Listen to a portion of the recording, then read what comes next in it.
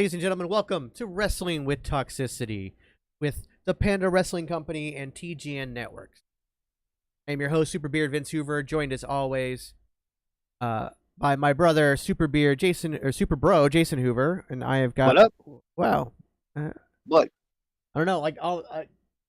The comment section just blew up for a second. I was like, somebody was counting down. It just all of a sudden, it didn't show up until after I clicked on it, and I saw all of a sudden it was like a whole countdown. I was like, what's going on? Is something going to explode?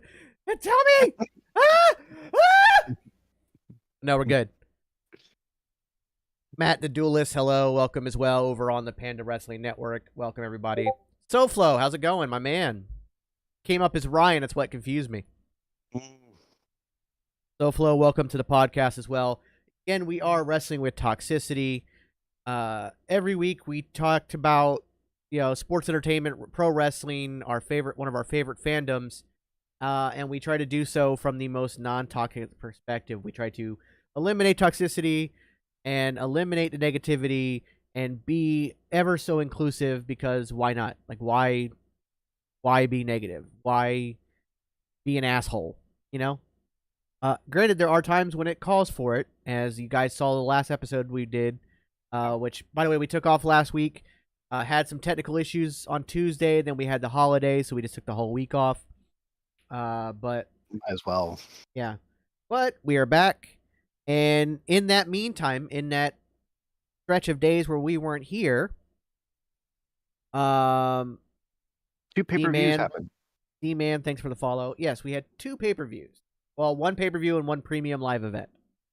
But 2 pay-per-views. Yeah, I get it, premium live event, because you don't pay per view anymore with WWE, because it's all on the network. It's all on the Peacock. It's all on the cock. Just get the cock, and you'll get oily men in tights. There you go. Unless you're overseas, then you get the original. Yeah. So that's why they changed the name to Premium Live Event. And I get it. PLE sounds like an STD, though. It really does. But then again, so does pay-per-view. PPV doesn't really sound much better. Actually, sounds worse. It's harder to say PPV, which is why people say pay-per-view. Mm-hmm. But PLE is easier to say. This has gone off on a weird tangent, but we're gonna run with it. We really are. Kel, welcome as well to the podcast over on the. I believe you're on are you on the Facebook, Kel, or are you on the YouTube? It's on Tube. I see him on Tube. I see him on Tube. Okay. So Kel is joining us on the YouTube, the youtube.com/TGN Networks. That's TGN Networks, just like the. If you're on Twitch, you can either catch us at twitch.tv/The Geeks and Noobs, or if you're a fan of the Panda Wrestling Company, twitch.tv/Panda Wrestling Company. If you're on Facebook, you can go to the Geeks and Noobs podcast Facebook page and watch it live there as well. As always, on any of these social media sites, please like and subscribe. If you're on Twitch, hit that follow button. If you're feeling ever so generous, please subscribe. You can also use your Amazon Prime subscription and make Jeffrey Bezos pay for it. If you're on YouTube, like, subscribe, hit the notification bell so you know when we go live. Excuse me, I've got the hiccups. If you're on Facebook, hit that thumbs up button. Hit that follow button so you know every time we do something cool on there. Speaking of cool, before we get into the pay-per-views and the premium live events, for the other podcast, the Geeks and Noobs, our flagship podcast, we had a really cool announcement come out yesterday. Kel posted it on his TikTok and his Instagram and everywhere else. I will post it probably later on tonight. I'll repost everything. But not this week, but next week, we have our first big celebrity guest.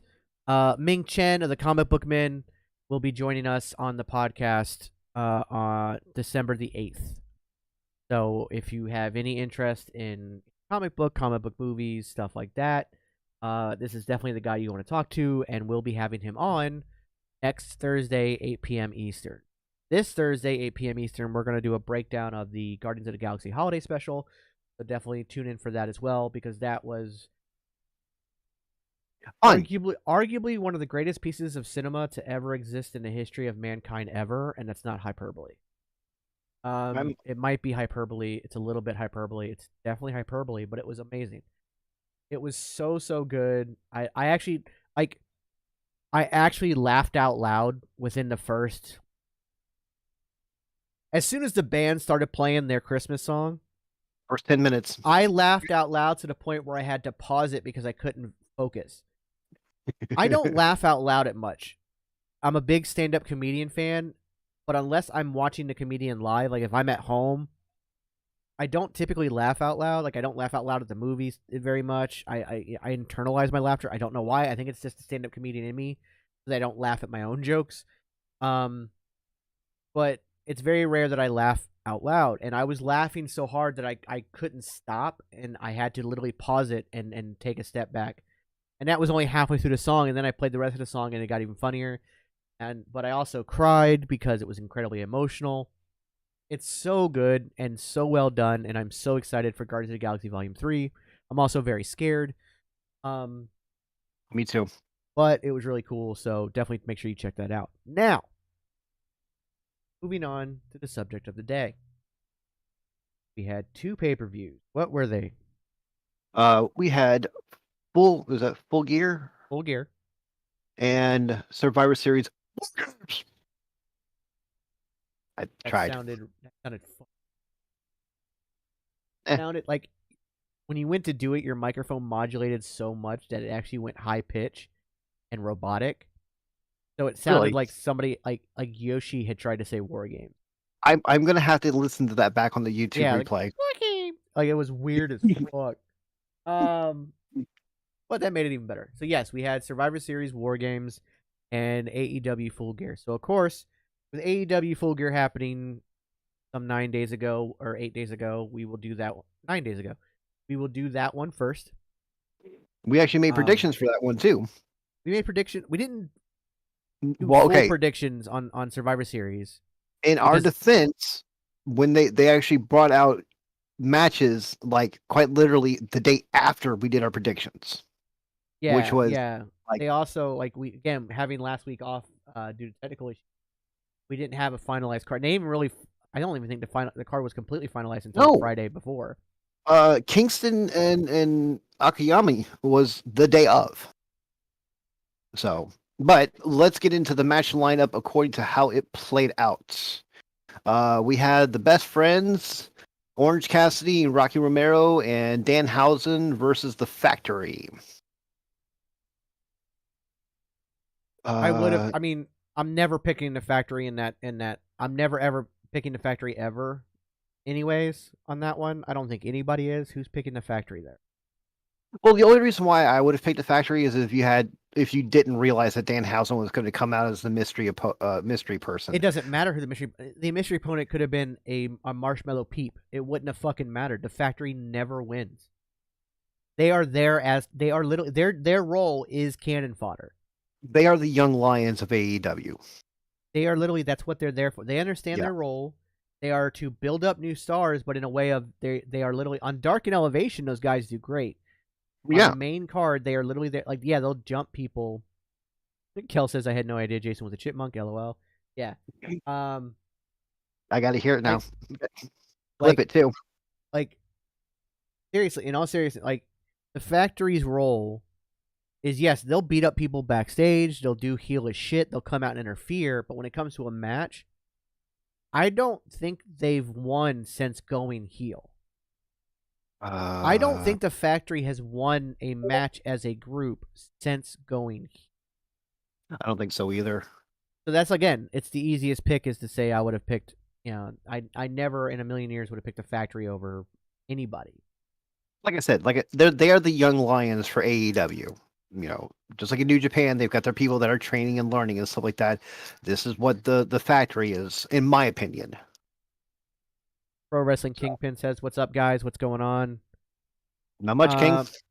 But yeah, you could have pulled 4 jabronis.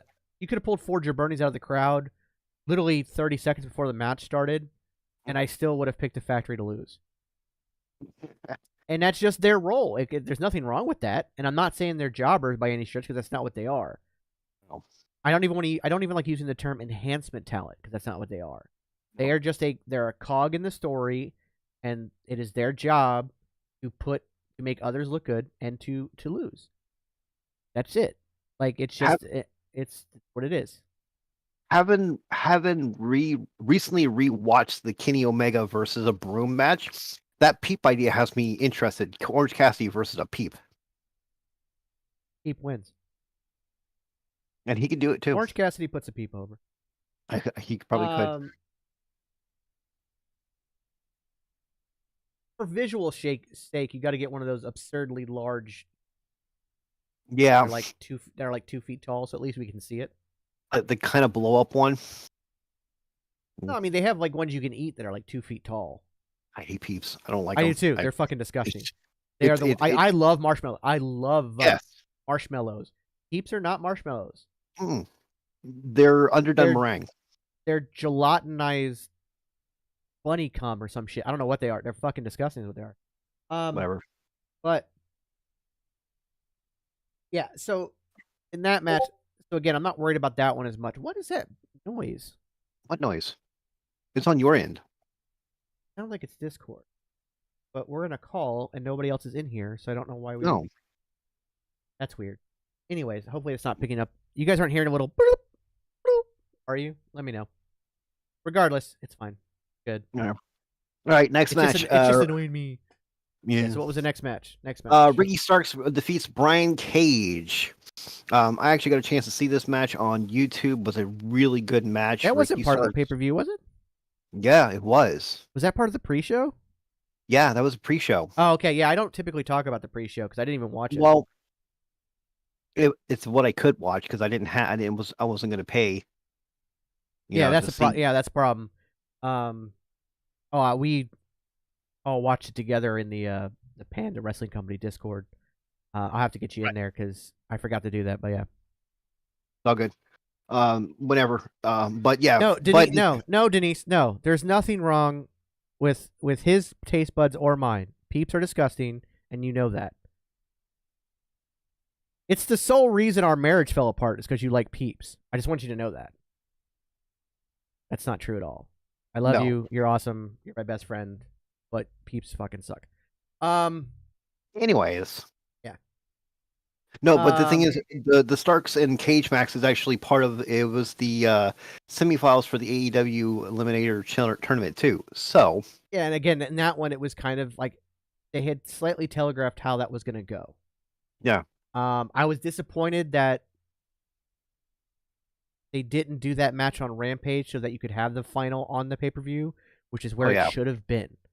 Mm-hmm. The final of that should have been on the pay-per-view, and instead it was on Dynamite, right? The winner is coming, something like that, whatever. Something like that. I don't know. It was on Dynamite. To be honest, AEW has lost my interest to a point. For me, they're actually starting to gain my interest back. They lost my interest a long time ago, but I still watch it because I do love, like, it's one of those things. I love the product in the moment. Like, there's always great matches, but I instantly forget because there's no story, there's nothing driving it. But recently, and somewhat to the detriment to what the company has built, they have gone so much more sports entertainment, but it's starting to hook me back because I've got stories to be invested in. Now, that being said, they have laid the foundation that wins and losses matter.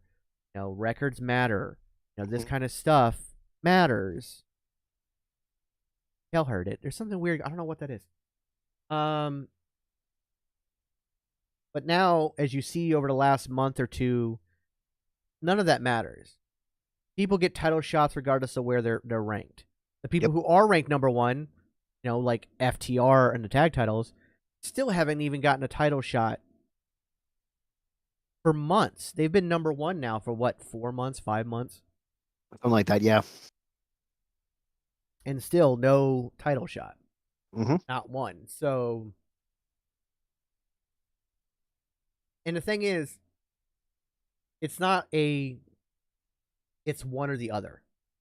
You either have it this way with the rankings and the storyline, or the rankings and the wins and losses matter, and it's pro wrestling, or you have storyline and drama, and that's sports entertainment. You can do both. If you have the proper team helping you set up your stories, you can make it so that the rankings still matter.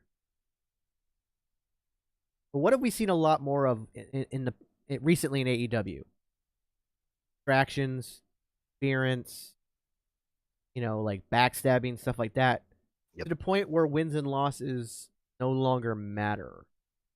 And they have gone almost full sports entertainment recently.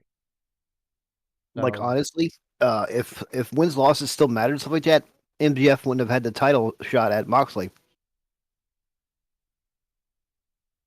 Well, he had the poker chip. And again, that is a way to supersede your ranking system. Right. That works. You can supersede your ranking system. But like, that is actually a good look at the marriage of sports entertainment and pro wrestling. That is a good look at, like, where this guy has been gone for months and months and months, and yet somehow, why is he getting a title shot? Oh, he won this, granted in nefarious reasons, but in a match like that, you can have interference. You can have, because it's a no disqualification, that kind of stuff. And also, battle royal wins and losses don't count on your record, right? Because it's a battle royal. That works. So that's an example of it working. Whereas a lot of these are not. Like, and like, we're going to get to the Jamie Hayter Tony Storm match, but like, that had a ton of distraction and interference in it. And that kind of, for the purists, the people that AEW is aiming for, that kind of taints Jamie Hayter's run a little bit. Right. But to me, it helps build story. It becomes it's a hard balancing act, but if you have the right people involved, you can balance it correctly. You're seeing that more so now in WWE than ever, thanks to Triple H. B-roll, my bud. Evening to you as well. So yeah, I mean, there's a balancing act that AEW is missing. That's it. So let's not worry about the pre-show matches. Well, we got one more. That's Eddie Kingston versus Jin Akiyama. Yeah, that one, like, that was literally. That's fan service. It's not just fan service. It's locker room service, because Tony literally said that he did that because Eddie Kingston wanted it. It was literally just a match for Eddie. Cool. And to me, it felt like, hey, I've not really been using you. You've gotten lost in a shuffle. Here's something to placate you. There you go. Right. And like, again, it's not about fan service. It's not about locker room service. It's about putting on the best product. Yep. If you put on the best product, the fans will love it. Yep. You don't look at current WWE. Prime example. Yeah. All right, so our first actual show match is Jack Perry, I refuse to call him Jungle Boy anymore, versus Luchasaurus, beating Luchasaurus with a submission. I love Jungle Boy, and I will continue to call him Jungle Boy. When I got to meet him at New York Comic Con 2019, yeah, he was a little awkward, a little shy. He was still kind of coming into his own as a performer, like, very good performer, but still kind of like getting used to the public limelight, that kind of stuff. But still very, like, well-spoken, great guy. And this was also just after the loss of his father, so I did feel really bad for him. But he was great. Love him. He explained the Jungle Boy, kind of name and persona. And so for me, out of respect, I will always call him Jungle Boy. I love him. I think he's a hell of a performer. He is one of the future superstars of this business, no matter where he's going to be it AEW for his entire career, or if he jumps to WWE, or even goes to New Japan. Wherever he goes, he's going to be a megastar. I can see that real fast. Now, fun fact, that match was the third longest match on the card for time. That makes sense, though. Steel cage match, grudge match. Yep. Yeah. They had the story behind it. B-roll says it's not Jungle Boy now, it's Jungle Man. Jungle Man Captain. sounds like a terrible 70s porn. Yeah. But like the announcers did a decent job of laying the story in of how they've known each other for over a decade, et cetera, et cetera, et cetera. But I mean that again, going back to an issue I have with AEW is that they rely too heavily on the commentators to do all the story work versus doing it in the ring. Granted, when it comes to this Christian Cage Jungle Boy story, I think they've done a great job with what they've had. Yeah. B-roll laughing at my porn reference. Is he wrong? Yeah. No. So I believe that, there has been obviously the injury bug that hit Christian that derailed that story, but they've been able to take it and continue to move with it. I still have issues with Luchasaurus, like, just joining Christian Cage immediately, and then Jungle Boy comes back and he immediately jumps over to Jungle Boy, and then immediately turns on him like just 2 weeks later. There was no. That should have been spread out more. Even with Christian Cage's injury, even more so with Christian Cage's injury, that should have been spread out more. Let's see Luchasaurus play that. I don't want to do this, but in the beginning of it, go back to Jungle Boy, play up, and then do kind of the diabolical looks every now and then in the background, then turn on Jungle Boy, then hit up this cage match. Or in kind of over-exaggerated version of what we're talking about, look at what Roman Reigns has been doing with Sami Zayn. Yep. Like the big smiles and the hugs, and then the camera pans around and his face goes deadpan. Granted, I know Luchasaurus is wearing a mask, so it's a little bit harder to do, but there are other ways of doing it. There are. And the fact that it was 2 weeks and then turned back on, the fact that he never changed his mask back to green, he kept the black mask, like, it's just like, that part is very much like somebody who's never written a story or booked something booking this. Yeah. So there was few things there, but otherwise, great story. I thought the match was very well done. Mm-hmm. They played up to the fact that Jungle Boy was the smaller of the two, but had nothing but heart. I really liked the match, and of course, Jungle Boy. Next, we had Death Triangle versus the Elite. So now this match, which I thought the Elite was going to win. Yeah. But I think that this whole best of 7 situation is actually much better. Mm-hmm. That match was an amazing match, but the first 2/3 of it were mindless spot fest. Still fun to watch, don't get me wrong. I thoroughly enjoyed the match from bell to bell. But the story elements didn't come in. The psychology of it didn't come in until the last act. The last third of it. Completely agree. Is where the story came in.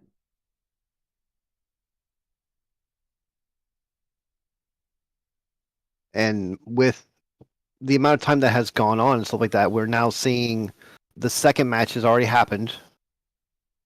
And with Phoenix is still like, yeah, I'll cheat. I'm not happy about it, but I guess I'll cheat. I got to keep these titles. To me, the match in Chicago, the second match of that best of 7, was far better story wise. Oh, one, agreed, the Elite understood that they were going to be in Chicago, and so they played heel. They also knew the internet and the dirt sheets are fucking ridiculous, so they played it up with all the CM Punk references, which is why immediately the rumor started that CM Punk was going to be returning. He's not. Even if he was, it wouldn't be for at least another 6 to 9 months because the man's injured anyways. But he's already moved on. He's already doing other gigs. He's already doing commentary for some no-name MMA thing. Yeah. He's not coming back. But the fact that they were teasing it, and they teased it in Chicago, the go to sleep, all that stuff, wrestling with Savage, what up, peeps? What up to you as well, my sir? Yeah, I think that the ring psychology in the second match was far superior than the pay per view. But I understand because the pay per view was about them coming back after this couple, these what was it, 2 or 3 months off, suspended. Yep. It was more right of after, which was right after Omega coming back from being injured for so long too. So yeah, but like the fact that like in that match on in Chicago, it was he bit Kenny Omega bit somebody to play off the fact that Ace Steel bit him in that fight. yes. The go to sleep and all that stuff, like all of that was just, it was perfectly done. But in this one, it was more about, hey, we're back. Mhm. You missed us. We missed you. Let's just put on a spectacle. And then in the final act of the match is when the ring psychology really came out. And that's always been my issue with like the Young Bucks in general, and not Kenny Omega. I think Kenny Omega solo has some of the best ring psychology in the game. Like his Okada match, his Ospreay match, like especially his run in New Japan, where there's not a lot of story to begin with. Like they don't do a ton of story work in there, but the ring psychology in the ring tells the story. And man, like Kenny Omega is one of the best. But when it's the Elite, it's just kind of and especially with the Death Triangle, Penta and Rey Fenix, like those guys, like neither one of those dudes are human to begin with. Mm-hmm. The stuff that Rey Fenix can do, it defies physics. If you ever want to get a really good example of what Rey Fenix can do, go watch Lucha Underground. Just watch the highlight reels of Lucha Underground. You'll see Luchasaurus in there. You'll see Penta. You'll see Phoenix. You will see Ricochet. You'll see Rey Mysterio. You'll see Johnny Mundo. These are all wrestlers that have showed off their skill in Lucha Underground about what they could do. And yet, one of the best things, like Lucha Underground, everybody like, oh my god, this is great, this is fantastic. It was had such a cult following, and if it had gotten a better TV deal, it probably would have lasted. Wasn't the TV deal that ruined it? It was the fact that they didn't get paid. It was the wrestlers did not get paid. Oh yeah, but they also were on a bullshit channel. You couldn't find them. Oh right. They had like a legit channel, like if they had been on TNT or TBS or Fox or USA. Yeah. That show not only would have lasted, but it would have got advertisers and it would have gotten money for the wrestlers. Yeah. But arguably, Lucha Underground was the most sports entertainment thing you had. Yes, agreed. Even more so than WWE. Supernatural powers, people coming back from the dead. You've got like resurrection. It was a telenovela. It was a telenovela with wrestling. Yeah. It was, I'm your long lost brother, but we're also married, and I've been in a coma for 6 months, and I don't remember who I am. And by the way, here's my twin brother, who you've been sleeping with, thinking it was me. And we have to have a best 2 out of 3 falls match. Like it was that was, but it was well done. It really was. It was way over the top, but it was done in a way that you accepted it being way over the top, and it was just like, holy crap. And then of course the wrestlers went out there and just went fucking wild. Vampiro's last match was in Lucha Underground. Well, he's had a match since. Okay, my opinion. Yeah, it's kind of like to me, Ric Flair's last match was WrestleMania 24. Yes. I don't consider anything in TNA after that, or anything, or that what he just had recently, that didn't happen in my mind. So yeah, no, I get what you mean. But if I could have the money to do it again, Lucha Underground would be something that I would want to see brought back. Kind of yes, but because of AEW now, you don't have the talent to fill the roster. Mm-hmm. Because half those guys are in WWE, the other half are in AEW, and then some are at Impact. Like, it's just like, I think ideally, as great as Lucha, like, also you'll always just be compared no matter what you do. So I think it's one of those things that, like, kind of like ECW. Even with money, you can't bring it back. It's not the same stick. It'll never be the same. So, it's just something we have to look at as a wonderful moment in history. Yep. But back to that match. That match was a solid 8 out of 10 for me. Like, I would even maybe I could even push it to a 9. But like I said, for me, it's a spot fest up until the last third of the match, and that's when the story finally got into it, and it was really good. Like I said, I think the match in Chicago was way better because it told story the whole way through. The Elite played up being heels because they knew where they were. That's smart ring psychology, is moving with the flow, because the next match they have, the third match, the Elite will be back to being baby faces. Yep. That's just And how down it is. too. Yeah. Also, them losing again. I also thought them losing again was really smart. Yes. But, I mean, there is a downside to it because there are a lot of people saying that, oh, look, they're being punished still, even though they served their suspension. Whatever. Maybe. No. But I doubt it. Honestly, I think this is Omega thinking about doing the super underdog. Oh, we're down 3-0. We have to win all 3 of these, or we're out.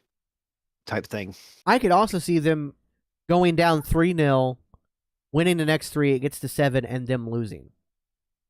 Right. I guess. But it also depends on if they're going to split up Death Triangle, which they've been teasing because of how Pac has gone full heel. Penta is riding the fence on it, and then Phoenix is like, I don't really want to do that.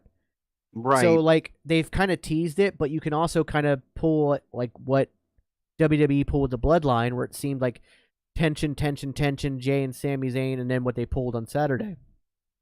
Magic. So you can go that way with it too. Yeah, and we'll get to that. Yeah, we'll get to that. Next match, Cargill. Oh, by the way, the Jungle Boy and Death Triangle matches both 18 minutes and 40 seconds. Interesting. Cargill versus Nyla.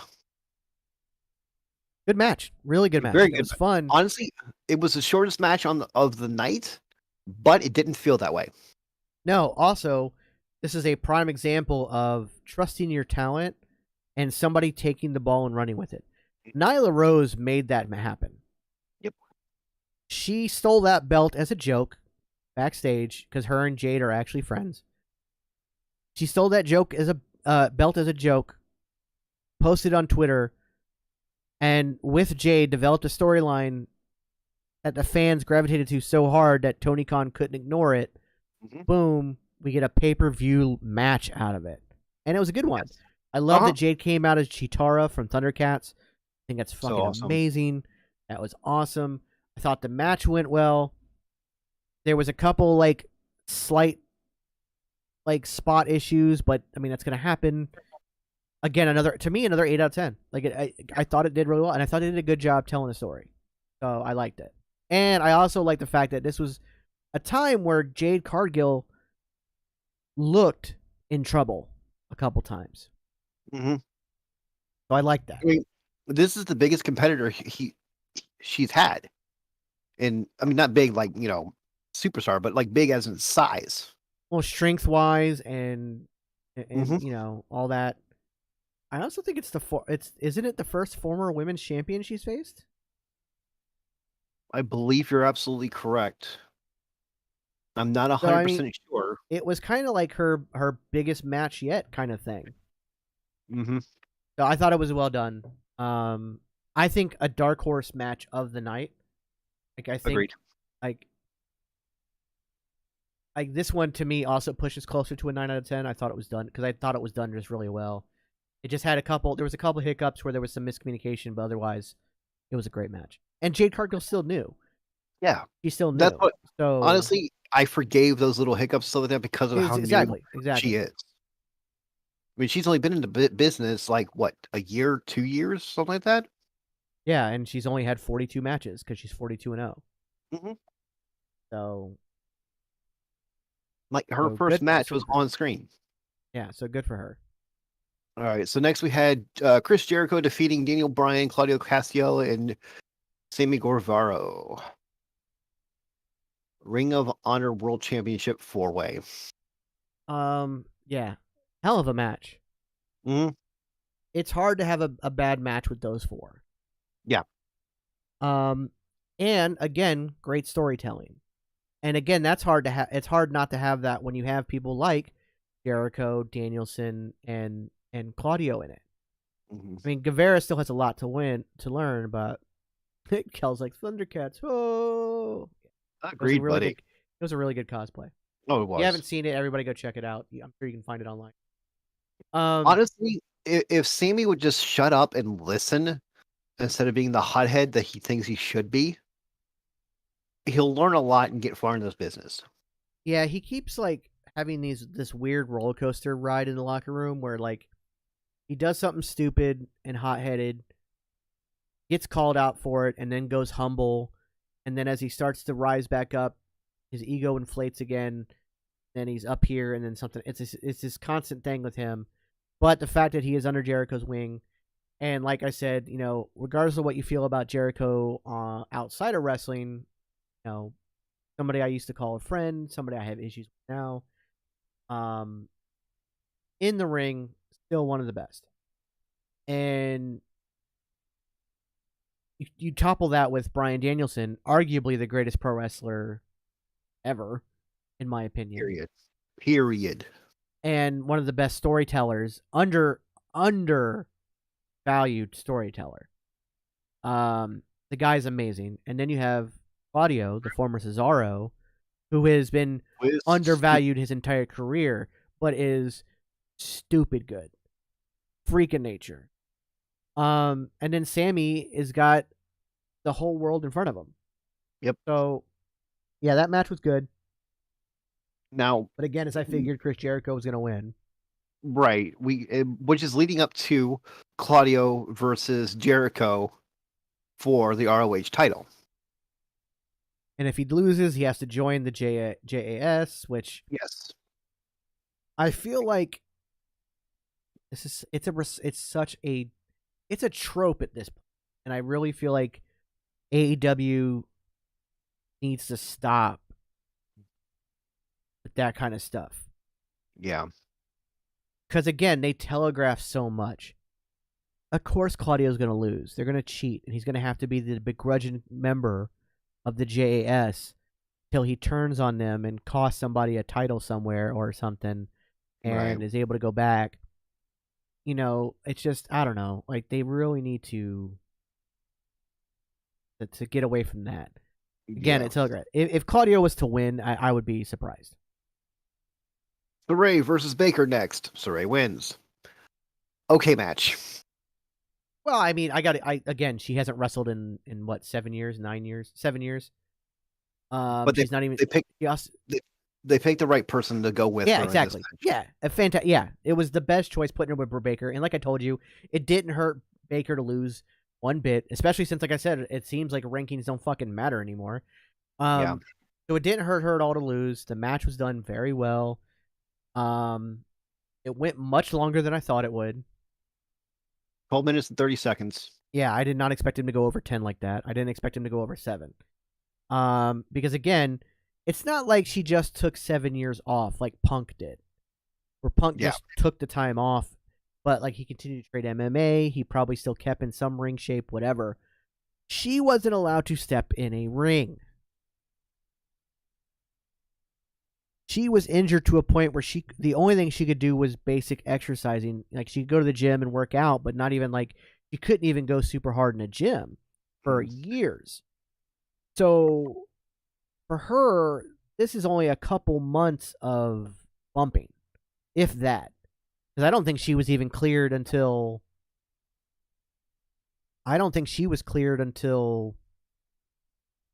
what, less than a month before the pay-per-view?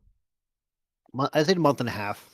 I don't even think it was that long. She got cleared officially. She announced it the day she was cleared. She cut a promo on Dynamite when she was cleared, and that was like literally the day after she was actually cleared.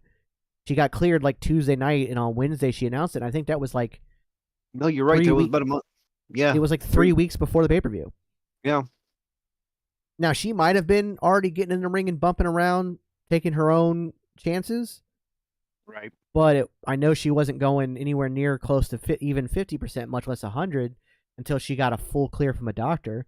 Right. So And yeah, even with this match, I was seeing her. She wasn't going 100%. She was only going like maybe 90, yeah, maybe. definitely. But that's but Mind you, I don't hold that against her. no, the fact that she gave us that was something. Yeah. I was cringing a lot in the match just because it's the same way when Edge came back. It's the same way when Brian Danielson came back. The fact that obviously you're gonna focus on the neck if you're the villain, but like the bumps that Paige took, I was like, or Saraya took, I was like, no, And you know what? When Big E comes back, you're gonna do the same exact thing. exactly. It's like no. If he comes back, I do believe he will. He's already doing a lot of stuff with up, down, down, and he's already showing that he's back in the gym, going full bore. So I think he'll be back soon. Like probably like Royal Rumble. But obviously, if he's not ready, please don't come back. Yeah. Until you're ready. I mean, I want him to come back, but not until he's ready. But yeah, so this match, I gave it a 7 out of 10. Yeah, same. Just because I felt like, as good as the match was, and I forgive all the kind of slight misstep, and there was only slight. It wasn't anything like blatant. There was a better story that could have been told there, I think. And I think that Paige was or Saraya was just, I think, kind of overwhelmed by the emotion of the moment. And so certain things got lost. And that's fine. And that's totally acceptable. Obviously, it's a big deal to come back. Everybody remembers Edge's face when he came out the Royal Rumble. But that's a place where you come back. Yes. Like, because you don't have to worry about, that is a high spot thing where the high spots tell the story because it's a Royal Rumble. So that was ideal for him to come back. She didn't have that luxury. She had to come back with a match with a legitimate force in AEW. Yeah. All right. Next match, Samoa Joe beats Wardlow and Powerhouse Hobbs by submission. Yeah, I didn't see this one coming. No, I didn't either. I thought Wardlow was going to hold. I honestly thought that if Wardlow was, I thought he was going to win, but if he was to lose, it was I thought that Samoa Joe was in that match solely to be pinned. Yeah. I thought that Samoa Joe was in that match so that if Hobbs won, he'd pin Joe, not Wardlow. Right. And that if Wardlow won, he pinned Joe and Joe could move on to just doing Ring of Honor stuff. Right. I was really shocked to see Joe win that match. And it was only it was 9 minutes and 55 seconds long. Yeah, I mean the match was okay. Like, it's not anything to write home about. It was very triple threat tropey of, okay, we're gonna beat up one guy real quick and throw him out so that 1-on-1, and then one of those guys will get thrown out, the other guy will come in 1-on-1. And that's something like AEW typically doesn't do that. Like, they're usually really good about their triple threats, and WWE has gotten so much better with their triple threats. But yeah, like so I think that for me that was like it's a 6 out of 10. Yeah. All right. Sting and Darby Allin versus defeat Jeff Jarrett and Jay Lethal. Look, the best part of that entire match was fucking Jeff Jarrett. The best part of that match was Jeff Jarrett, hands down. I'll be honest, he still has it because he knows who he is and he knows how to work his style and he does it. Yep. He's never been over the top. He's over the top as a heel, but I mean he's never like as a worker. He knows how to work, but he knows how to work easy. He knows how to keep it simple. And he was the absolute best part of that match. There was a part of me that had like what's his name? The big giant guy. Captain Singh. When Darby Allin went for that giant dive off the ladder off the stage or whatever, part of me was like, just step aside. Just step aside. Move. He won't care. Don't catch him. Just let him go. Like I so do not like Darby Allin. I've never been a fan of his, even before I found out how much of a dirtbag he is. I don't think going into a ring and trying to kill yourself every night is a wrestler. No. Sorry. I love Sting. I think Sting's one of the greatest of all time. And the fact that this man does things that he's still doing at his age is insane. But he's carrying that tag team. It really is. Darby Allin is just a lawn dart. And Sting is the one who does the work. Jay Lethal will forever be underrated. Yeah. But Jeff honestly Jarrett was the true highlight. Yeah. But still, it's a 4 out of 10 for me. It was the worst match of the night. In my opinion, Jay Lethal is the second most underrated wrestler in AEW right now, with Claudio Castagnoli being the first. Honestly, there are so many underrated and undervalued talent in AEW because that roster is so ridiculous. I can't pick one. I mean, at least Claudio's getting championship matches and TV time, and right. I can't. There's so many to choose from. All right, next match: Jamie Hayter versus Toni Storm. I called it. I expected Britt Baker to cost Jamie Hayter the match instead of hand it to her. So again, this is where I was pleasantly surprised. Mm-hmm. Because now it part of me felt like this was a Vince McMahon 30 minutes before the show, throw the script out and rewrite the show situation. Because you've been building to Baker turning on Hayter, not wanting her to take the spotlight away from her. But then she comes out, stops Storm, and is screaming, "It's Hayter's time! It's Hayter's time!" As if she genuinely is cool with her friend being ahead of her, and that's not who Britt Baker is. So that was a little weird to me. But again, we had lots of interference and distractions and very WWE kind of stuff. Mm-hmm. Very sports entertainment. But the fact that Hayter and Storm are former roommates and they're best friends, they went off. They had a magical match. Went off. You see Toni Storm now. She's got 2 black eyes from her nose getting busted. Oh, she had a promo about it at the last show. She said, I broke my face to get into this business. I will break my face to get that title again. Yeah, like it was so well done. I was also very happy that they dropped the interim. Yep. And they retroactively dropped the interim. But Toni Storm will not be seen as an interim champion at all. She was a world champion the whole time, so good for her. Jamie Hayter being a world champion is good. Good match, hard-hitting match. 8 out of 10 for me. Again, I enjoyed it. I actually gave it an 8. Gave it a 9. But I gave it an 8 because like the distraction and the interference was a little bit too much for me. Because I don't expect it. Because in AEW, it's like I don't expect it, but I don't want it either. Right. It's one thing to not expect it, and then it happened. You'd be like, "Oh, that was cool." I don't want it. So like Rebel coming out, and then Britt coming out, and yeah, whatever. So it was an 8 out of 10. Good match. All right. So next we have the Acclaim defeating Swerve and Keith Lee, with Keith Lee walking away from Swerve. Match of the night. Completely. Match of the night by far, hands down. Like Simon Miller says, golden up. Like 10 out of 10. 10 out of 10. This match. Unlike the Elite versus Death Triangle, this match was spot heavy, but told a story from bell to bell. Yes. Ring psychology out the wazoo.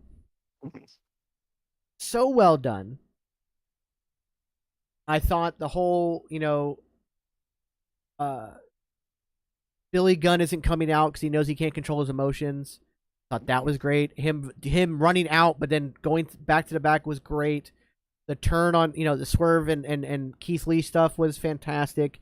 Setting up that program, which they set up damn near a year ago with that Battle Royal, where it started. Yep. I had thought that like Swerve's heel turn had been kind of like over the top in the worst way.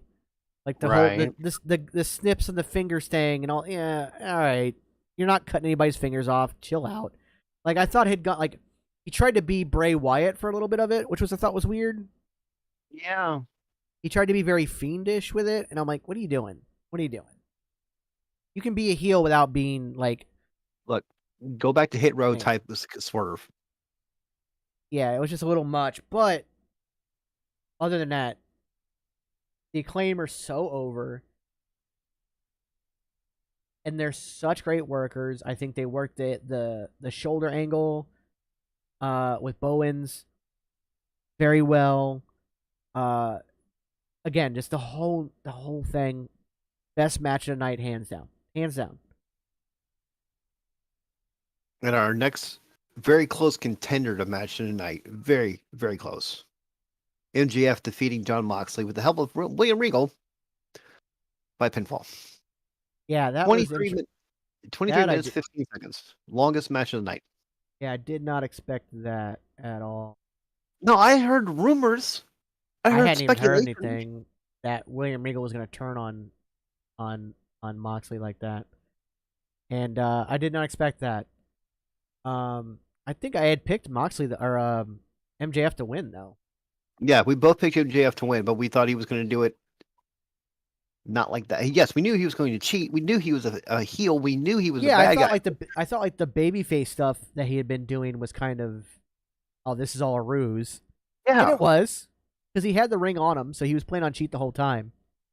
And the reason he didn't use the ring was not because William Regal convinced him not to. It's because those two had hatched a plan all along. Right. And again, great storytelling. The match was really good. I'm hoping that MJF isn't actually injured. Like when he hit that pile driver on the apron and he hurt his knee, like that legit can happen. So I hope he's not like legitimately injured. Like in that, I don't think it'd be a tear or anything that would take you out. It's more like it's just a little bit. Well, it's just like it's bruising the patella, but that bruise sucks ass. He could have also shifted it and partially dislocated it the way he landed, especially since his knee pads had shifted down, so he landed just solid knee on the ring apron.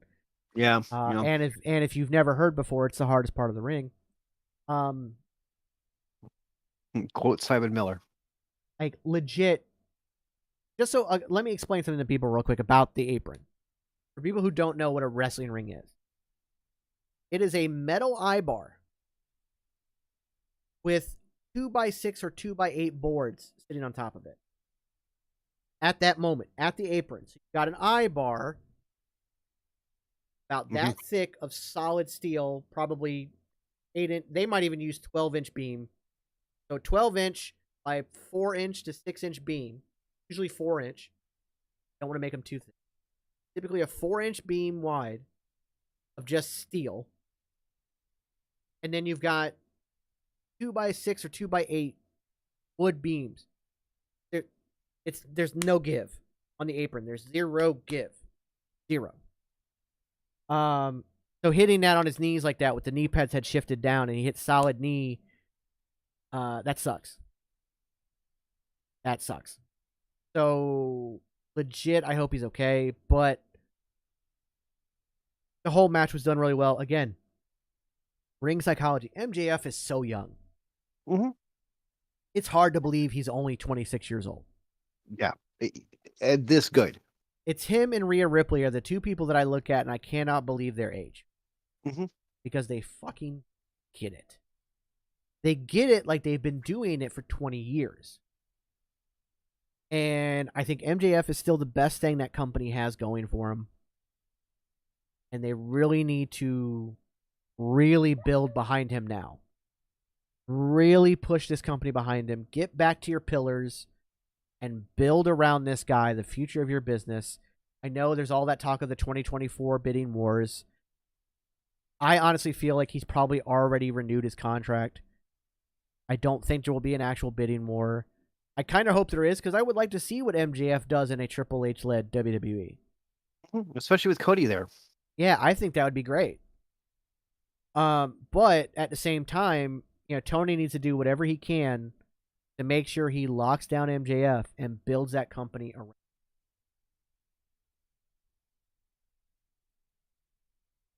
And so I think it's wonderful. Also, kind of like I saw something that was very funny. And this is, you guys know how I feel about dirt sheets.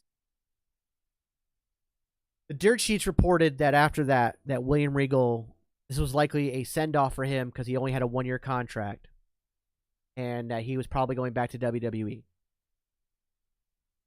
Not 2 hours later, the exact same person, Dave Meltzer, the end-all be-all of the dirt sheets, the man on top of it all. I think Rhea's 23, maybe 24 years old, Kel. She's getting ready to turn 24. And she gets it more than anybody. Yeah. But, so Dave Meltzer, the god of the dirt sheet, reports that it's like a 1-year contract. That contract is up, leaving. Rumor has it. Not even 2 hours later. Oh, well, actually, I heard he has a 3-year contract, and his contract isn't up until 2025, so this is just a send-off a little bit off of TV. Doesn't correct his own story. He writes it as if he's correcting somebody else's story. Mm-hmm. And, he wrote it almost like it's a gotcha moment. Like, aha, you stupid minor dirt sheet, think you can jump on things. I got you. Here's the truth. Dude, you reported it. Yep. So, yeah, dirt sheets are fucking stupid. Never been a fan of Meltzer, to be honest. Ever. Yeah, Kel. Wow. Yeah. The person everybody is calling mommy is not even 24 yet. Who Vicky Guerrero confirmed she was wearing a Rhea Ripley shirt at AEW Full Gear. Yeah.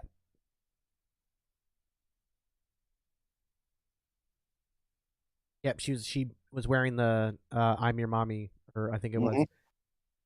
Yeah, she was wearing the Rhea Ripley shirt that's out on sale now. And I want to get it, but I can't wear that. I want to get it, but freaking funny as hell. But yeah, no, Rhea Ripley and MJF, that's your future. Yes. MJF is your John Cena in the sense of the person you can build an entire company around for the next 2 decades. Rhea is the same thing. For the men on WWE side, I don't exactly know who it is. But that's because you already have it right now in Roman Reigns. Yeah. I mean, even looking down at NXT, there's really nobody down there yet. Braun Breaker. I can see Braun Breaker being that guy. He has really come into his own. I like him a lot. He has a humongously bright future. He could be the next John Cena if you bring him up and do it right. And, of course, I believe from now on when we get call-ups from NXT, we're going to shoot 75% instead of shooting the 5% we've been shooting. Mm-hmm. Instead of it being 5% success rate, we're going to be at a 75% success rate. Not everybody's going to make it. Not everybody's going to be cut out for the main roster. But I say we're going to have from here on out a 75% success rate on call-ups. That being said, I think that Braun Breaker could be a John Cena-esque guy. Because, he just gets it. He's athletic. He's a guy who his first match was on NXT TV. He's a guy who gets it. He has the pedigree with the family and the right people. The Steiners, look, let's be real. Yes, his uncle went fucking nuts. But the Steiners fucking got it. Yes. And we're one of, if not the greatest tag team for decades. Mm-hmm. So they get it. And I think that Braun Breaker could be that guy. He's really proving himself. So we'll see how that goes. But I think Rhea Ripley will outshine Charlotte, will outshine Bayley, will outshine Sasha, will outshine Becky, will outshine all of them. Paige, he will outshine. He will become one of the greatest women's wrestlers WWE has ever seen. And the thing is, she gets the change in characters too. Yeah, she gets it. She just gets it. Because when she first came into the WWE to the Mae Young Classic and stuff like that, long hair, blonde hair, tall, she looked like Charlotte. They called her the next Charlotte. She changed. She became what she became in NXT. Fought, and was still changing the entire time. Went through all those changes, came to the main roster, did a little bit of changing and stuff like that. Now look at her. But when she's she understands the difference between babyface and heel.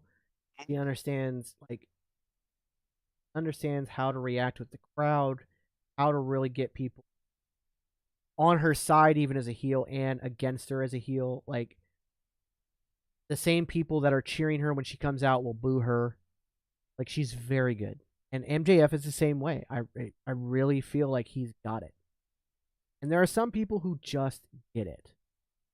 Look how easily he was able to dupe the entire audience, including well, not He's done it he's done it for months, for years now.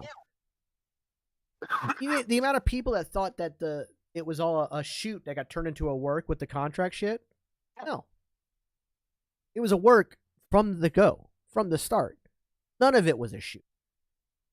The only shoot part of it was there was an actual contract negotiation, but not because he was angry. It's just, he was like, hey, you guys are coming in. You know, I'm working really hard. I feel like, you know, hey, maybe we should reevaluate this. Sure, yeah, okay. There was no like, oh, I'm being undercut. I'm being shortchanged. These guys, blah, blah, blah. No. It was 100% of work. Yep. Because he gets it. The dude he lives kayfabe. Even more so than Rhea Ripley and other people. Like, that dude fucking gets it. And the fact that he has played everybody, because he is the only person on AEW who has actively complimented WWE as often as he can. Mm-hmm. He is like, he talks so much shit about everybody on the AEW roster, and then he does nothing but like praise people like Roman Reigns and Triple H and stuff like that. To the point where people are like, oh, he's really going to have a bidding war in 2024. I know that when his contract is up, if they have not already extended it, of course Triple H and WWE are going to reach out. Why would you? Yep. Like, if they haven't already. They've probably already made it clear that, hey, when your contract is up, we would like to. Yeah. And there is a small chance that they offer him money so ridiculous that he goes. They offer him, say, hey, look, we'll immediately put you in a title picture, immediately make you the star of the entire show, and we'll pay you an exorbitant amount of money. Come over. It may be a deal he can't pass up, but I just feel like even before this quote-unquote bidding war, I think his contract will already be taken care of. Like, if it's not already extended now, then it'll be extended. Yeah. If you ever get a chance to go back and check out the old Chris Van Fleet interviews with MJF, yeah, they're amazing. Those. And then the Barstool ones. Oh, yeah. Like, it's such good work. Such good work. I love the sleep, breathes the character. The guy lives his gimmick. Good shit. And the fact that, like, kids are now looking forward to getting flicked off by him at conventions and shit. Like, he has nailed it. Just nailed it. So I'm so happy he's champion now. I can't wait to see where this goes. AEW has to decide if they're going to be sports entertainment or pro wrestling. Because for some reason they can't seem to marry the two. Mm. The thing is, there is a marriage there. We've already talked about it. You can very much do both. But right now, with Tony Khan in charge, he can't do both. So either he gets... But maybe... Okay, so again, let's go back to the William Regal thing. If William Regal being written off is not him leaving the company, and his contract is till 2025, it could be writing him off TV because he's taking a more backstage creative control role. Please? Which would be ideal. Have we not been talking about ideal? Why is it so hot in my studio for the first time ever? I don't know. Mine's a little hot too. My AC is on. Everything. It's supposed to be colder outside. Yes, I'm double repping the Geeks and Noobs, and what about it? And unfortunately, I got to get some gear. So, anyways, yeah, we'll get you some. We'll get you some soon. We also have a new. Oh, by the way, anybody curious? We have a brand new Wrestling with Toxicity overall print shirt over on our merch store. You can go to thegeeksandnoobs.live, or if you're on Twitch, twitch.tv/thegeeksandnoobs. Below the About section is the merch widget. There's a brand new Wrestling with Toxicity t-shirt there. I've changed it from the one we had because I didn't like the way it came out. This new one is much better. It's an all-over print, so it's pretty cool. So check that out. Okay. So all in all, like, I give Full Gear a solid 7 out of 10, maybe even an 8 out of 10. I went 8. I went 8 mainly because what? I don't know. Okay, I got it. All right. It's one of my other community channels is blowing up for some reason, and I don't know why. Yeah, whatever. That's what it is. So I keep hearing that noise. Okay, cool. Okay. Anyways, yeah, like solid paper. Like their pay-per-views are almost always bangers. Like they always put on great stuff, but they're also kind of forgettable in the sense that because they're not story heavy. Right. I tend to forget about them, and it's more of a highlight reel than it is a full pay-per-view. This time around, there's more story than ever, and so it's a more rememberable card, as far as I'm concerned. You had much better storylines, so yeah, TNG for life, Kel. Hell yeah. So we need to make those like some TNG for life, or maybe some like NWO style shirts. That would be kind of cool. Yeah. I'll work on it. I'll see what I can do. That'd be cool. Okay. Honestly, this was a very good, and I've heard a lot of the YouTube wrestling people stuff that talk about this being a resurgence, a rebirth almost of AEW. I agree with them, kinda, because it never really went away. It's just it's giving it more of a path to walk down. I think that this is happening because the company almost basically folded after the All Out fiasco. Right. Like that was detrimental. That could have killed the company. Speaking of which, in essence, yes, it is kind of a rebirth. mm-hmm. I agree with that 100%, actually. The way they've come out of that has been pretty decent, and they're building much better. And I think they realize it's like, one, I think it might have shown Tony that maybe I shouldn't rely too much on the guys from the outside, maybe rely on my pillars, rely on the people I brought in at the beginning that have been there since day one, because they're actually going to be loyal and not in it for themselves. Yep. So, yeah, I agree wholeheartedly. And according to the latest Renee Paquette, it is not her oral sessions or whatever it's called and stuff like that. I think they changed the name of it. The guy who's in charge of the firm in AEW, Stokely Hathaway. He was the latest interview and stuff like that. And according to him, the reason they weren't used very much is because the person that the main storyline was supposed to be around has been released and is no longer with AEW. Yeah. AKA Punk no longer works. Punk no longer works for AEW. I'm not going to take that as a solid he's gone, because Stokely Hathaway is not anywhere near in a position to be in that boardroom. I'm taking it as this is the information he's been given. It could be what he was given, or it could be what he's inferring from what he was given. Right. That, hey, he's no longer here, and that got turned into he got fired. And he's like, part of that is from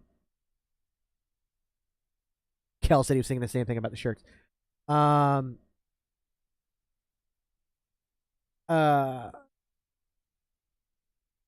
He was told a very minimal amount, and then he reads the dirt sheets, and it turns into, yeah, he was fired. Mm-hmm. He's gone for 6 to 9 months. That story had to be changed regardless. Even if nothing had happened, he was injured. Right. So, like, he was going to be gone regardless, so that was going to have to change up regardless. Do you think Hunter picks up Punk? No. All that talk of, like, oh, he'd be stupid not to sign him, blah, blah, he would be stupid to sign him.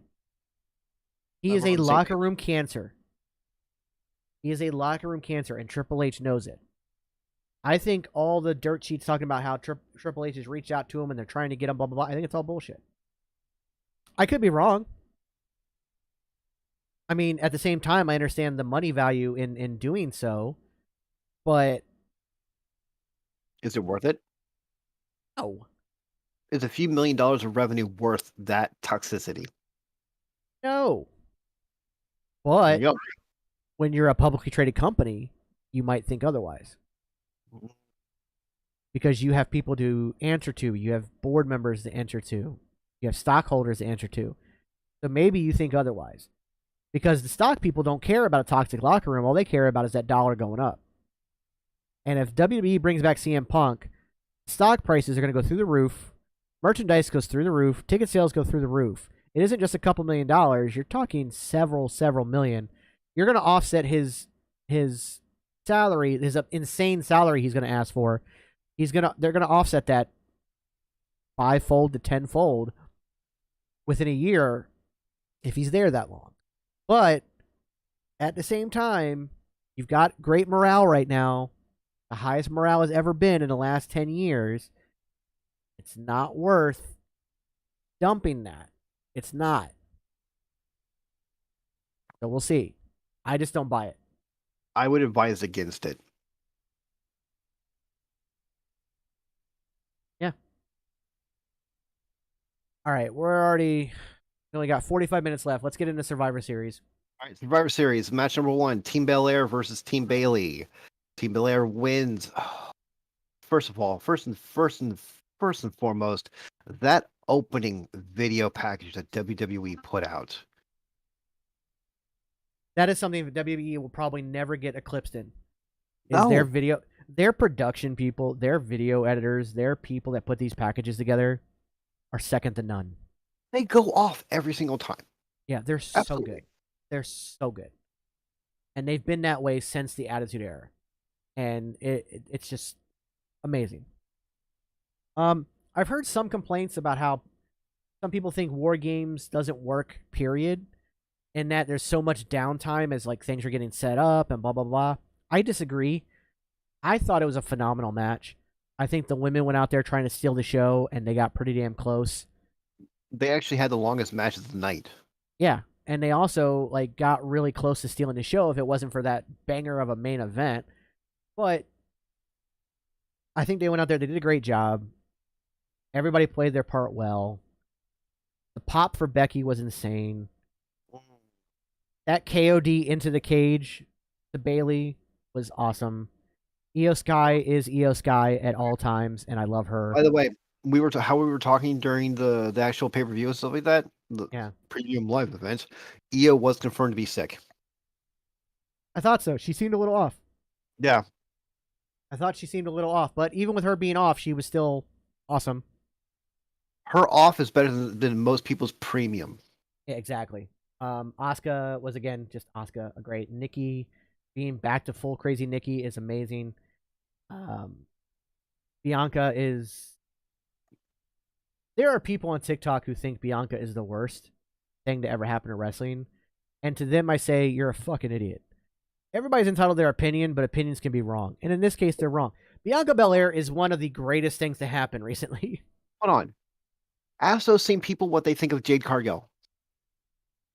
Exactly. They are almost exact identical. I hate to put it this way. Bianca is, I think, first off, leaps and bounds past Cargill. But like, I think she was leaps and bounds.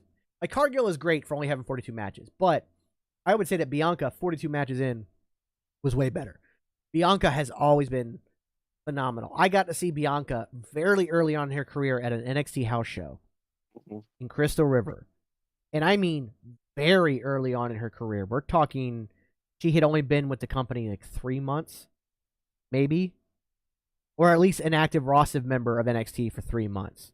She hadn't even been on TV yet when I saw her. She went out there and put on a 5-star classic.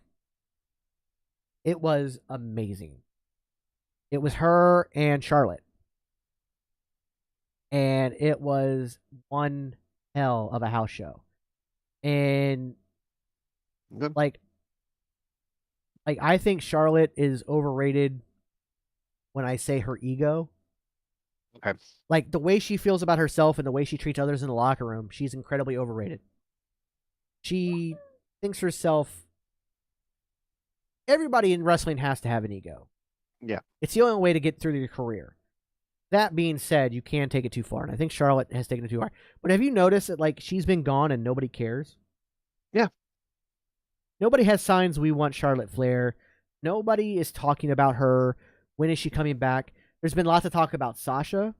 There's been lots of talk about other people coming in. Naomi. You know, but like nobody's talking about Charlotte or where she's at.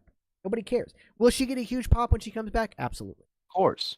But it'll be like, oh yeah, her. Like it'll be one of those kind of moments. Whereas like Bianca, I think, is so much better than that. She has a phenomenal talent. I love the fact that she started out you know, and I think Dakota Kai really held her own throughout the whole match. I think she did Oh yeah. amazing.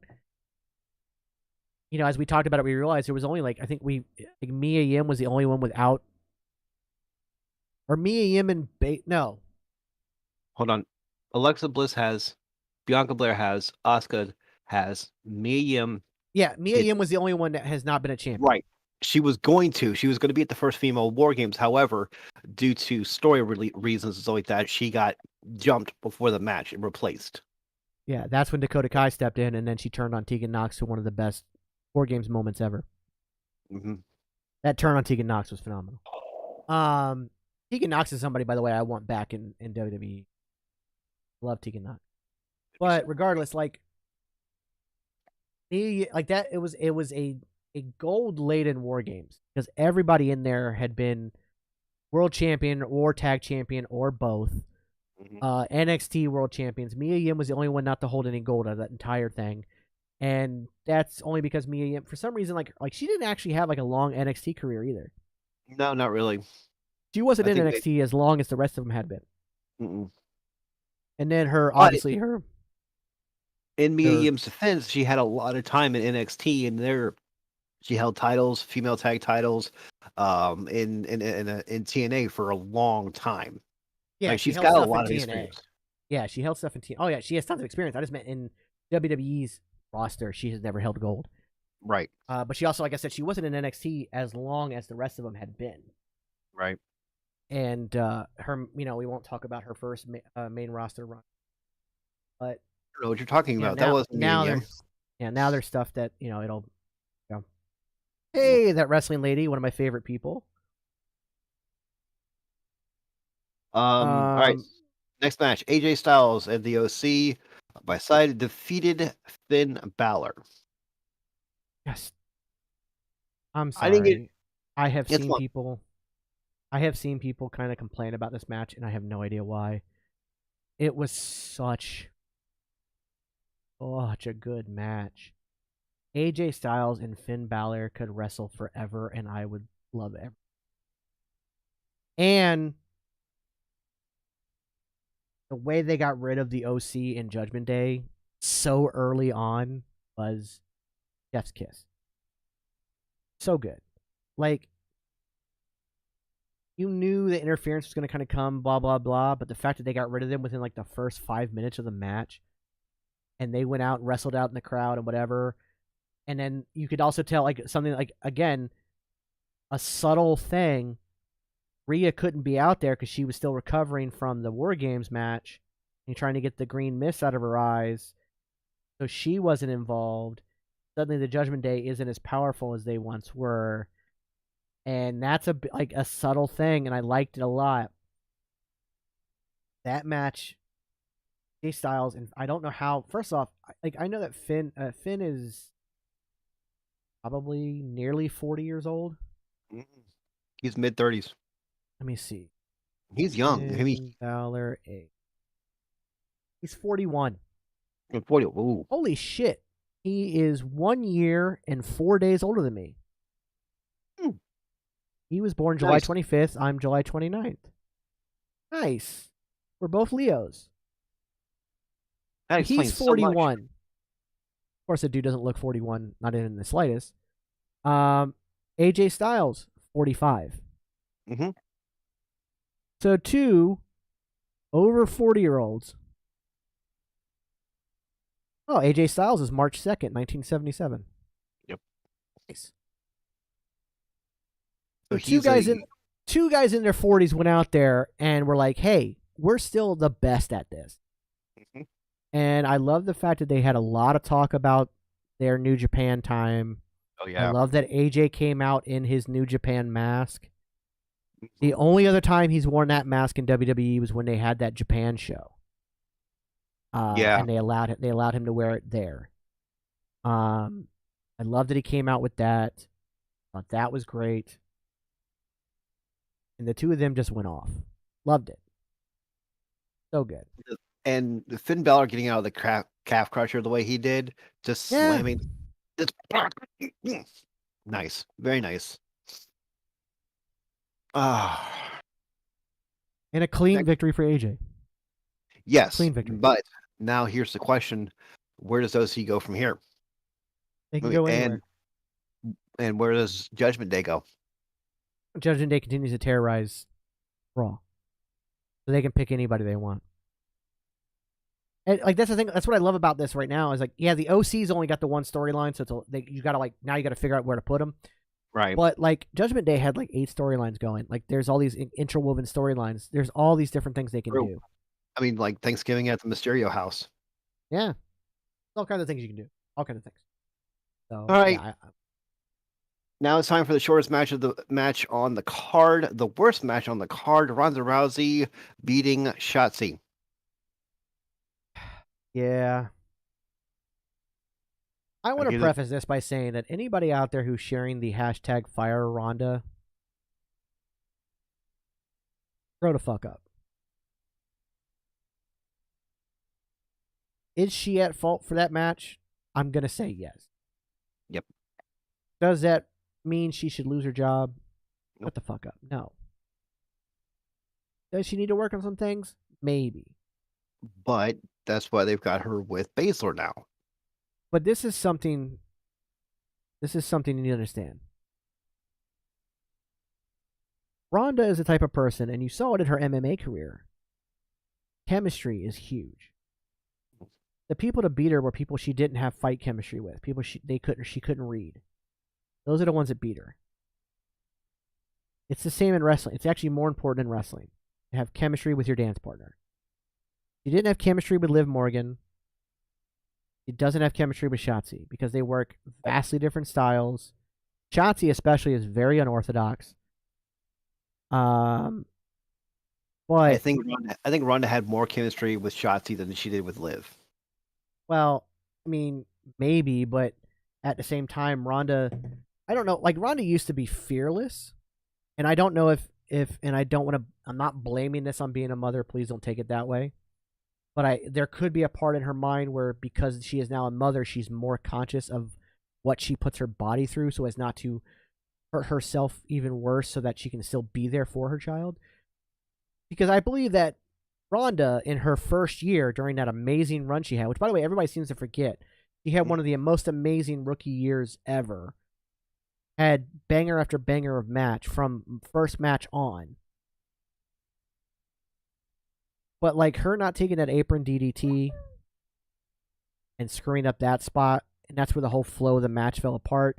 I think the constant interference of Shayna Baszler was too much. Mm-hmm. So I have to put that on the producer, who we found out actually happened to be Brian Kendrick. This was a kind of a tryout match for him to get a producer spot. And that's kind of controversial because of all those things he said in his past. Cruz Martinez, thanks for the follow. Appreciate that. Right there on Facebook. Thank you. Yeah, so you can put some of the blame on the producer. I don't think I understand why a producer gets this match as a tryout match, but at the same time, this was not the match to put as a tryout match for a producer. A seasoned producer should have handled this match. Honestly, I would have given Kendrick Styles Valor if you want to do a tryout. That's the exact opposite side of it. I don't even think there was a producer for that match. You don't need one. Those guys can do it. You can't have a tryout match because the producer does nothing there. You got to have it in a place where he's going to work. But you could have had him produce Theory, Rollins, Lashley. Maybe, yeah, that would have been one. Have him work on that one, which was done by Jason Jordan. Yeah. Well, Jason's been a producer for years now, ever since he got injured. Mm-hmm. Speaking of which, you could have had him work that, but that match was not good, unfortunately. I also didn't like that they had Shotzi tap out so quickly. Yeah, like, I would have preferred to see her she's been fighting this whole time. I would have liked to see her fight, and then finally tap out. Not like the second it's locked on, tap out. I didn't like that. But it was the worst. It was the worst match of the night. What? But I did like how Shotzi got a lot of offense in. Oh yeah, And it actually, like, for a while, it looked like, oh, she's actually going to win this. So I got to give him credit there. But the chemistry was off, and I think it was just too much interference from Shayna. And the fact that the referee wasn't sending her out and letting it go was weird. Yeah. That falls on the producer. Yep. So I'm not 100% sure if Brian Kendrick's going to get a job out of this. I mean, which honestly, I think it's setting him up for failure, putting him there. As a worker, Brian Kendrick is amazing. What he says outside of that is horrid, but that was also well over a decade ago. Hopefully, he's grown from that. So I don't know. I don't know how to stand on that. I don't either. He's not the same man he was when he made those statements. I mean, he said incredibly terrible stuff. But supposedly he's moved on from that. He's apologized for that, and he no longer believes that. Supposedly, allegedly, I don't know. I don't know the man. But as a worker, he's fantastic. So hopefully he is a better man, and he does honestly believe what he did was wrong, and he doesn't believe the bullshit he was spewing, the conspiracy theories he was spewing before. And maybe that they can see past this match and give him another shot. I don't know. We'll see. We'll see. All right, next match. Austin Theory defeats Seth freaking Rollins and Bobby Lashley. I didn't fucking see that coming at all. We were talking about see that coming at all. I called it. And the reason I called it is because of the episode of The Pump that happened earlier to that day. They had Austin Theory on there, and I saw the attitude and what they were going for post him being the failed Money in the Bank. I called it. Yeah, I just did not see that happening. That was crazy, but that was a really good match. It was a very good match, and I think it was done very well. My only issue is, like, I understand making Bobby Lashley a monster, but unless you're going to make him Brock Lesnar, he's going to start coming out and just, like, straight up destroying people in second. Like, if you're going to make him Brock Lesnar, make him Brock Lesnar. Right. If not, stop having chair shots bounce off of him. Like, stop making, like, let guys have some impact on them. All right? Right. And then suddenly at the end of the match, he's all of a sudden getting taken out by everything. Like, wait a minute. This guy was just taking everything. Now he's not taking anything? I don't know. Yeah, Theory pulled it off. Yeah. And in a very well done way. Like, the whole thing. Like, the superplex into the Phoenix, or to the Falcon Arrow, but then got speared mid Falcon Arrow. And all that, like, the whole thing was just, so well done. It was so well done. So well done. I really enjoyed that. And now we get into possibly, for me, a contender of match of the year. And the reason I put it up there is because of the addition of the storyline that has been built into the match. Yeah, I would never put this at match of the year for me. I thought it was a great War Games match before the storyline stuff. Like, it's a great War Games match. Mm-hmm. But there are better War Games matches out there in WWE's history. Like, I don't think it measured up to even the women's match earlier in the night. I thought it was just a fun little match until the storyline really got into it. Match of the year for me is still Cody Rhodes versus Seth Rollins Hell in a Cell. That's still match of the year for me. That is story of the year. The greatest story in all of pro wrestling, I don't care what company you're with, is hands down the Sami Zayn Bloodline storyline. Mm-hmm. My God. That, I don't even care about what everything else had happened. Yeah, we had the 50 bells of the Bowery thing. Great. Awesome. Yeah, whatever. Yeah. Don't care. None of that matters. None of it matters. All that matters is what happened at the end of that match. And another thing that matters, Sami Zayn goes out first. And by the way, I knew Bloodline would not have the advantage. Sami was not first. Not Sami, it was Jay. Jay went out first, yeah. That's what I meant. Jay went out first. But, again, I knew the Bloodline wasn't going to win the advantage because you're never going to put Roman in before anybody else. Roman was always going to be your last man in the cage. Always. That being said, Jay's in first against Butch. He's getting his hand worked over. Jimmy's about to go in second. After Rich Holland gets in for the Brawling Brutes, it's now 2-on-1. Jimmy's about to go save his brother. Roman holds him back. Sammy gets sent in. Sammy then saves Jay twice. Yep. And yet those two are still fighting. Come to the end of the match, Kevin Owens stuns Roman, gets ready to pin him. Sammy doesn't hit Kevin, but stops the referee. They get up and start jaw-jacking. Jimmy goes to super kick Kevin. Kevin catches the super kick. Sammy low blows Kevin. And that perfect, he sets him up in the corner. He looks at Roman. Roman gives him a nod. He gives one of the most hellacious haluva kicks I've ever seen. And that's how you know those two are best friends, because he kicked the living shit out of him. And I know that's a weird thing to say, but... yeah. Honestly, that reminds me of the old Kevin Steen El Generico days. Haluva kicks.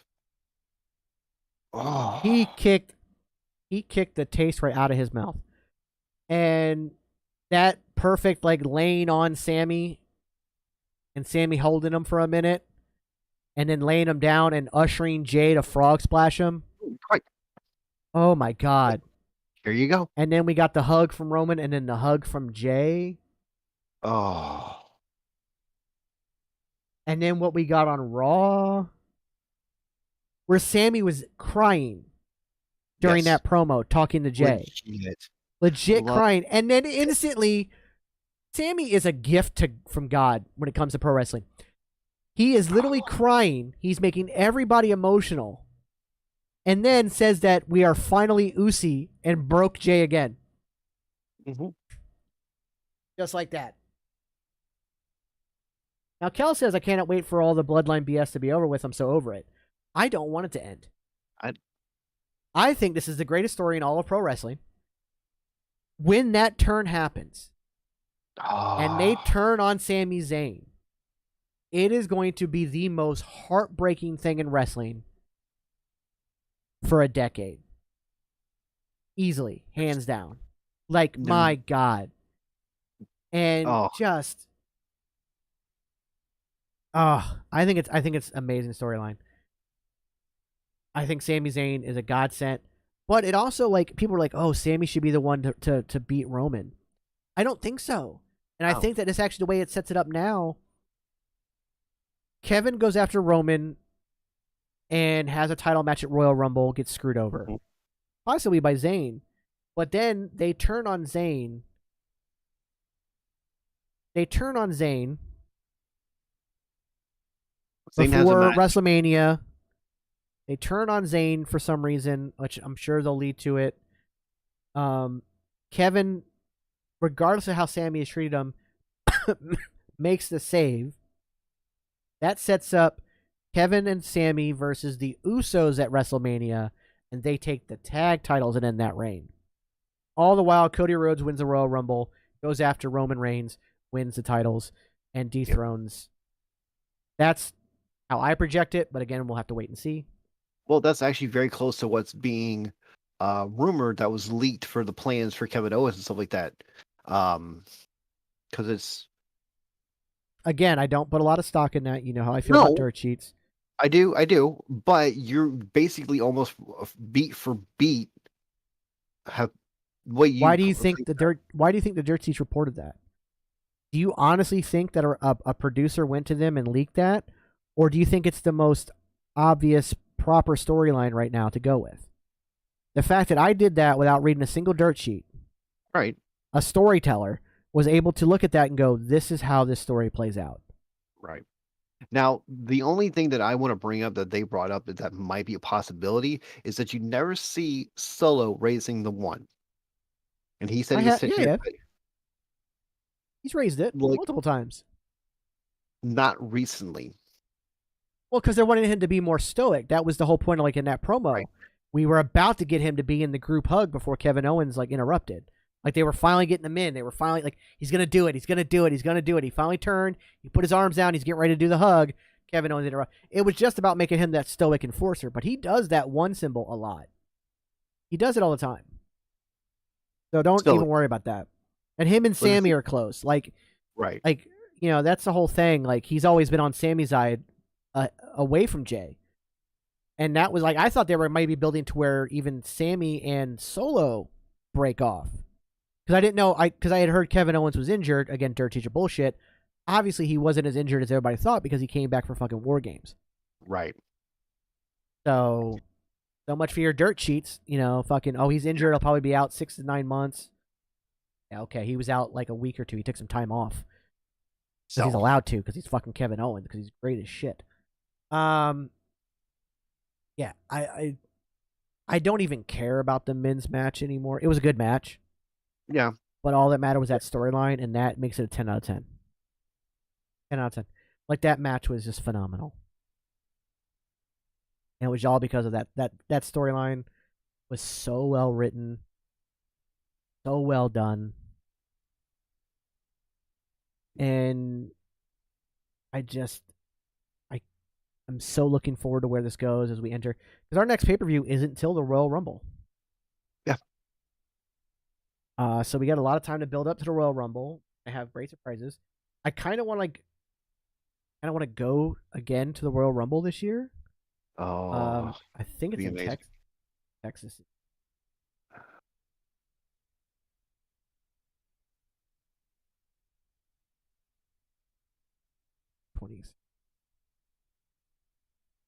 Saturday, January 28th, 2020. Alamo Dome in San Antonio, Texas.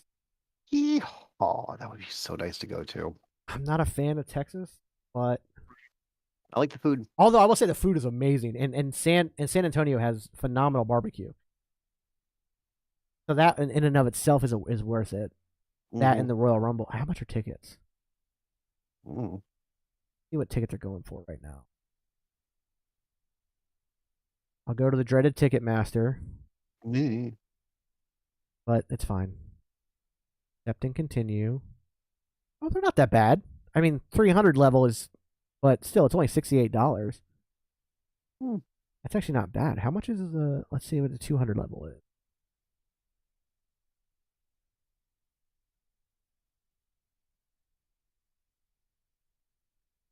No way. Show me the ticket, you son of a bitch. Ooh, that's a huge jump. What?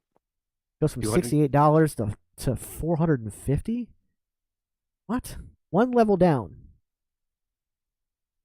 How much is that ticket? Click on it, you son of a bitch. Why is it give? No, I don't want the platinum VIP shit. I want to see how much tickets are. All right, fuck you. I'll go this way. Being stupid. It really is. So they start at $68 for kind of the nosebleed seats, but they're not bad. They're really not bad. Alamo Dome's pretty well laid out. Yeah. Come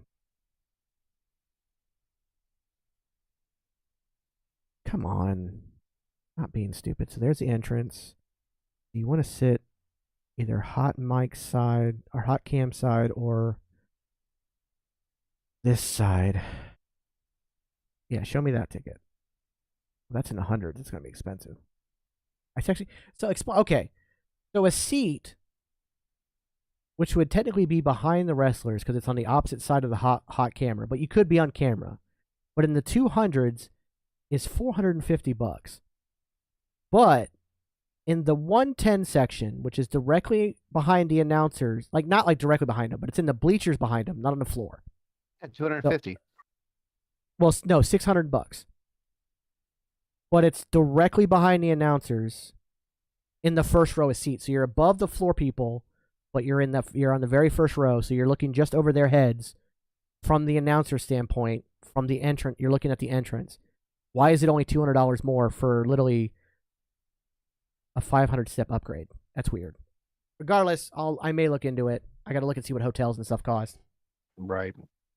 But the jump from $68 in the 300s to $450 in the high 200s, I don't make damn sense.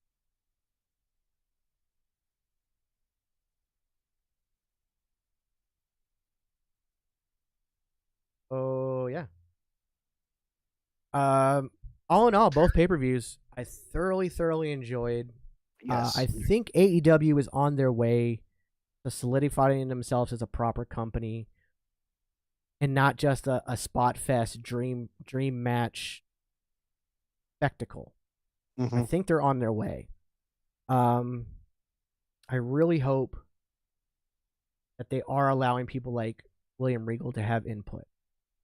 Tony Khan needs to take some of that load off himself and allow others to help. Also, WWE is just continuing to move forward in the Triple H era, and I think he's batting 750, man. I think he's at 75%. I'll go with that. And that's really good. Yeah. I think that's really good. So, yeah, looking forward to what's coming. And like I said, the next one we got for them is the Royal Rumble. Be interesting to see who all comes back. There's a NXT event, I think. Deadline, I think it's called. Yeah, with a 1 instead of an I. Yeah. But, yeah. Actually, apparently they were supposed to be doing some kind of like Legends announcement thing for that show today, where like Shawn Michaels is bringing out the legends of yesteryear to help announce NXT Deadline or something like that. It was on Twitter, I think. WWE posted it about 7 hours ago.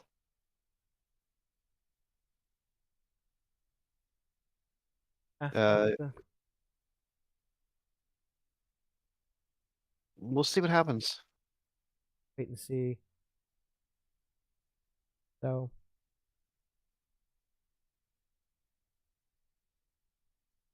all right. We normally vamp for the last 10 minutes, but I think we're gonna go ahead and call it just a little bit early tonight. Yeah. Not only don't we said what we had to say. I don't want to just BS for 10 minutes. So, it also give you guys some time to go to the bathroom, get relaxed. What's coming up next is outside the brand with Phil and the gang. So make sure you stick around for that on the Panda Wrestling Company.